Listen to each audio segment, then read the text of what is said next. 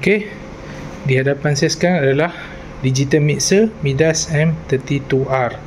Okey, pada kali ini saya nak tunjuk cara untuk kita nak check signal selepas kita dah pasang semua kita punya speaker-speaker yang kita dah cucuk dekat kita punya output ni. So kita nak check dia punya signal, kita nak check signal house kita nak check signal monitor kita. Okey, macam mana cara kita nak check tu? Okey, mula-mula sekali dekat paparan skrin utama ni kita tekan button monitor. Okey, di monitor ni kita tekan arrow button ni, kita pergi kepada oscillator. Oscillator, nak sebut dia pun saya pun tak tahu, tapi lebih kurang macam tu lah. So dekat sini ada dia punya generate dia.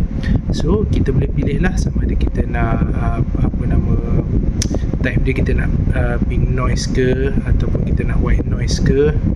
Kat mana kita nak select, dekat sini lah, white noise, pink noise dengan sign. Okay, biasanya kita guna pink noise pun dah ok dah.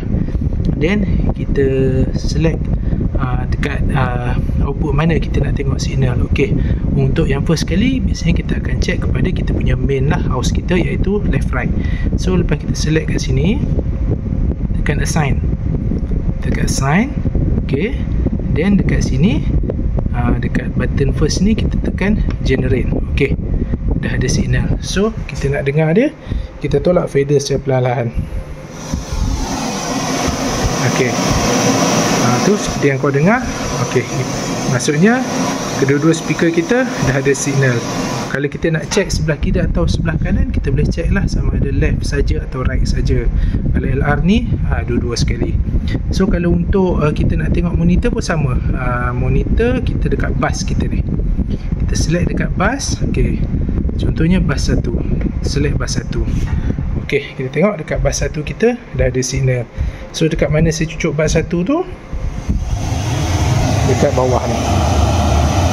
So macam tu lah cara contoh untuk kita nak check kita punya signal dah ada ke tidak dekat dalam kita punya speaker. Okey.